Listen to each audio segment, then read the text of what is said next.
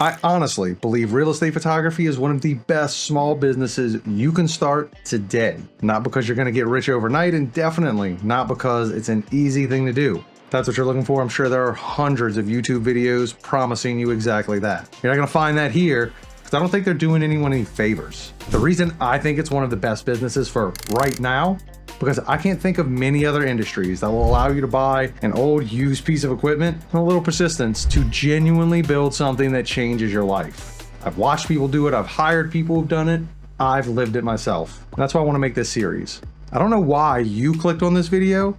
Maybe you've always been interested in photography, or maybe you've been thinking about starting a business for a while and you're trying to figure out what that business should be. Maybe you're just tired of working really hard to build someone else's dream instead of your own. Or maybe you're just scrolling through YouTube and somehow ended up here. Whatever the reason, I think there's a good chance it wasn't because you woke up one morning and thought, you know what? You know what really sounds exciting? Photographing kitchens and bathrooms. My guess is something else brought you here. I think what caught your attention was possibly the possibility there might be another way to build a career. One where you have a little more freedom, a little more flexibility, a little more control over what your personal future looks like. Before we get much further, I do want to thank Fotello for sponsoring this series. I couldn't think of a better company to partner with for a beginner series because one of the biggest obstacles for new photographers has always been the amount of time it takes to edit. Fotello has done a great job using AI to simplify that process so you can spend less time behind your computer and do more of the things that actually grow your business, like meetings, photographing homes, and building relationships. But we'll talk about them throughout this entire series, so let's get back into why we were here to begin with. I should probably start with why you should be interested in hearing this from me at all. I've been a professional photographer for a little over 20 years, and for the last 12, I've been focused almost entirely on real estate. During that time, I photographed thousands of homes, built Picture Your Property from just me into a team of photographers. I've worked with some incredible realtors and agencies, but more importantly, I've made just about every mistake you can make in this business, and I learned a lot of lessons that I wish someone had taught me when I was getting started. Everything I'm sharing in this series comes from those experiences. Not theories, not a course to sell you at the end, just years of business, building one client, one mistake, and one lesson at a time. One of the things most intriguing about real estate photography is that no one actually plans on ending up here. If you ask 10 photographers how they got started, you'll probably hear 10 completely different stories because most of us just kind of stumbled into this industry by accident. Y'all may know me from before. I come from the fashion advertising world, but some come from weddings, some come from portraits, some work in completely different careers before they ever pick up a camera professionally. It's kind of a strange little niche industry in that way because nobody really knows it exists. You discover it, and then all of a sudden you realize there are people quietly building some incredible businesses that most of the world doesn't even know exists. And that's definitely one of the parts that excites me about making this series. Somewhere out there, someone watching this video has no idea this career could be a fit for them. Maybe that's you. Maybe 6 months from now you decide it's not. That's okay too.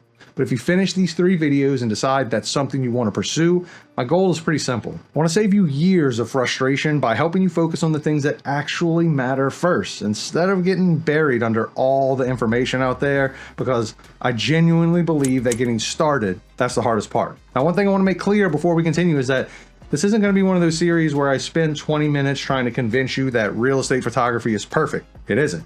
Every business has challenges. Every business has amazing days, and every business has frustrating days. But I wouldn't let any of that discourage myself. I'm on the opposite side. I actually think that's part of what makes entrepreneurship so rewarding, because every challenge you solve is another piece of experience that belongs to you forever. Nobody can take it away. I'm really hoping that's what this first episode does. I'm not trying to convince you to quit your job tomorrow. I'm not trying to convince you this is the only business worth starting. I'm simply trying to show you why, after more than a decade of doing this, I still believe it's one of the best opportunities out there for someone who enjoys photography, enjoys working with people, wants to build something they can genuinely call their own. The most common question I get asked, is it too late to get into real estate photography? And I understand why people ask that, because from the outside looking in, almost every industry feels saturated these days. You open up YouTube, there's hundreds of people teaching it. You search Google and there are businesses everywhere. It's easy to convince yourself that all the good opportunities disappeared 10 years ago and everybody else, well, they're already there. Well, I personally don't see it that way. And the way I look at it is pretty simple. People are always moving. Families grow, kids move out, people get married, people get divorced. Companies transfer employees across the country. Life, well, it just keeps happening. Every single day, one of those situations usually ends up with someone needing to sell a house. And every one of those houses, they have to be marketed. That's not changing anytime soon. People are always going to need a place to live, and realtors are always going to compete for those clients. And these days, that competition is fierce. I don't spend much time worrying about whether there's already photographers in that market.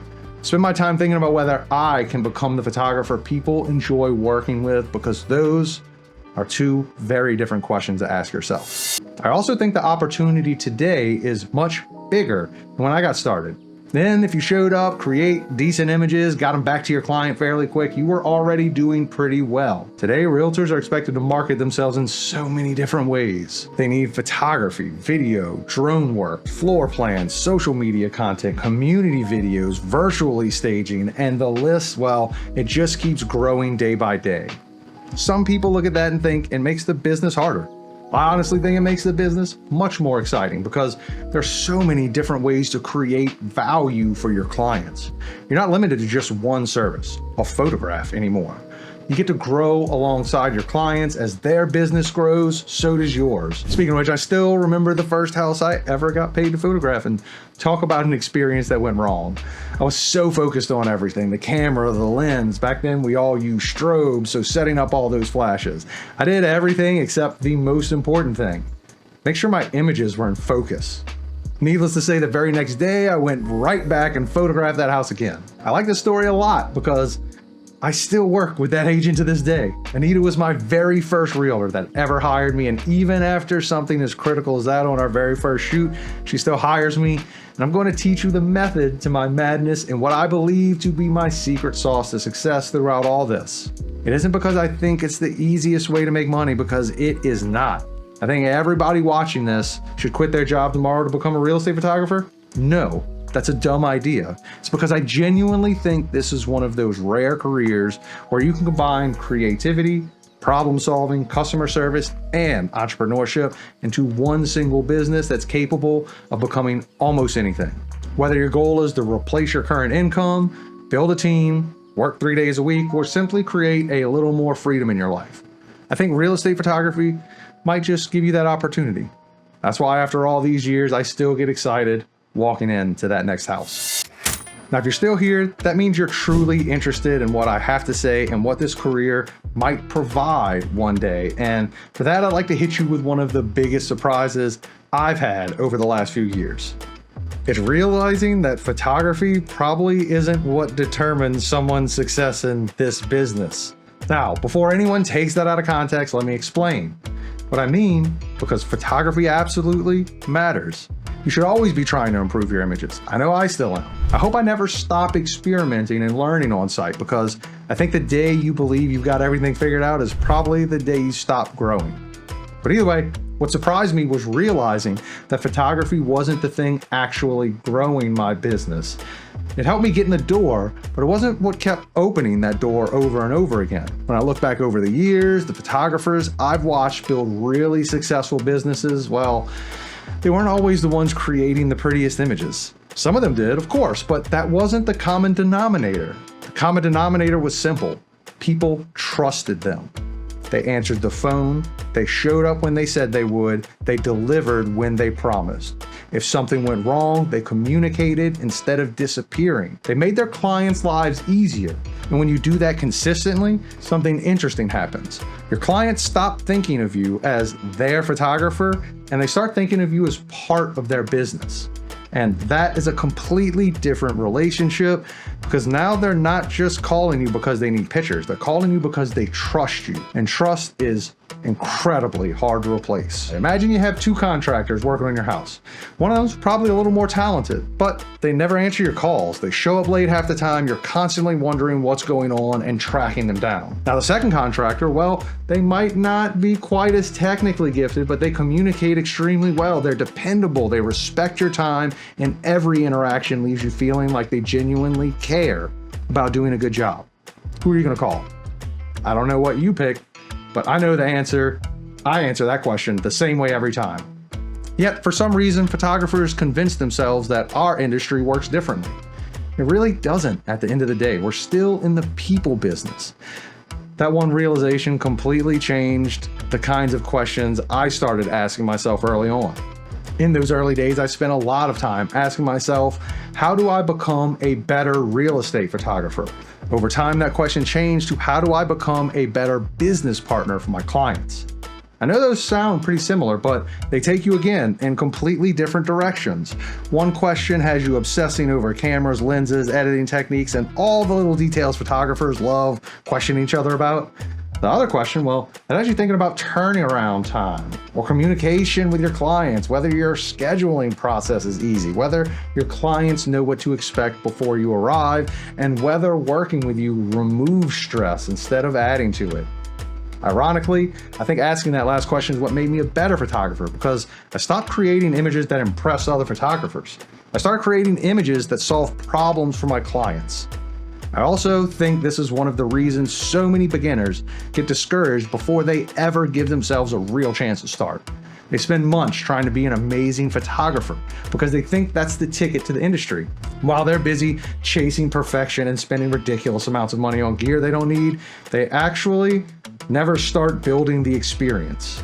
The truth is, those two things don't happen in order. People expect to become confident and then photograph your first house. Well, that's wrong. You photograph your first house, then confidence slowly starts showing up. You don't suddenly wake up one morning and feel qualified to run a business. You earn that feeling, one client at a time. Every property teaches you something. Every mistake teaches you something. Every awkward client interaction, well, that'll teach you something too. That's the education no YouTube video, including this one, will ever be able to replace. Progress is the only statistic that matters in the beginning. Did you photograph a house? Did you photograph another house? Did you improve one thing from that last shoot? Maybe you communicate a little better. Maybe those are the questions that compound over time, and you'll only be able to answer them with personal experience. Now, before you know it, you photograph 50 houses, maybe 100.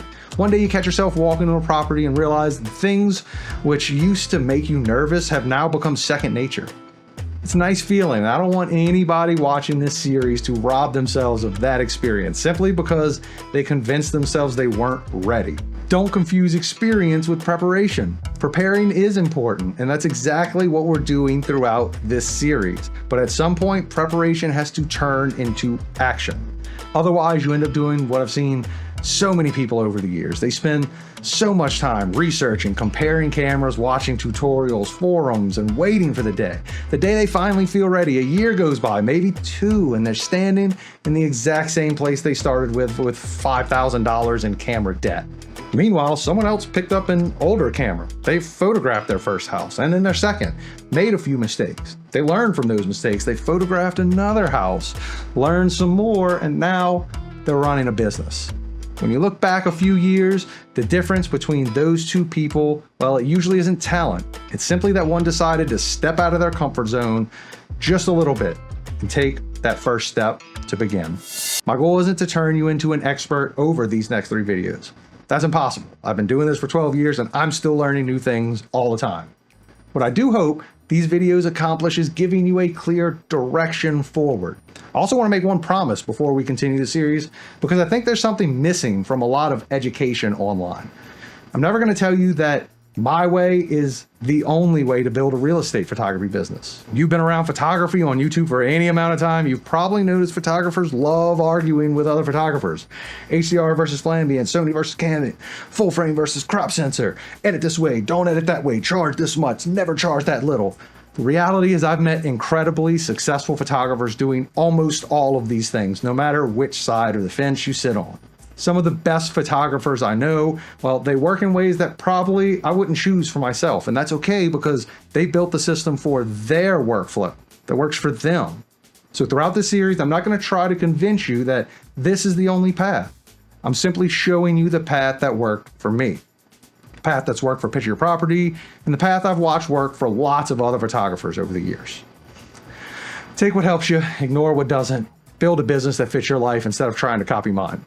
Next couple episodes are where we start getting into the practical sides of things. And in the next video, we're going to talk about gear, but probably not in the way you're expecting. We're going to talk about where I think beginners should spend their money where I think they waste too much money, and how I personally get started today if someone handed me a limited budget and said, go build a business. Then after that, we're going to tackle what I think is the hardest part for almost everybody getting that first client, because none of this matters if you don't have somebody to shoot for, right? We'll talk about building a portfolio, approaching realtors, mistakes I'd avoid if I had to start over today, or how I personally go about getting that first opportunity. The reason I'm so passionate about helping people getting started in this industry is because it's been incredibly good to me. Gave me a career I didn't know existed and genuinely enjoy. Introduced me to people I've never otherwise would have met. And I should probably mention one more thing, because I know how YouTube usually works. There's no course waiting for you at the end of this series. I mentioned it earlier. There isn't going to be some dramatic moment where I tell you the real information costs $2,000. Everything I know is getting shared right here, going live to this channel publicly, because quite honestly, I think this industry gets better every time another creator decides to do things the right way. Better photographers help realtors. Better realtors help homeowners, and better marketing helps homes sell. Everybody wins. It's a philosophy I've believed in for a long time, and I don't see any reason to change that now. Before I let you go, I do want to ask one favor from you. If this series helps you get your first client, come back and tell me. Seriously, send me the photos. I don't care if it's the smallest condo in your town or you lucked into $1 million waterfront estate.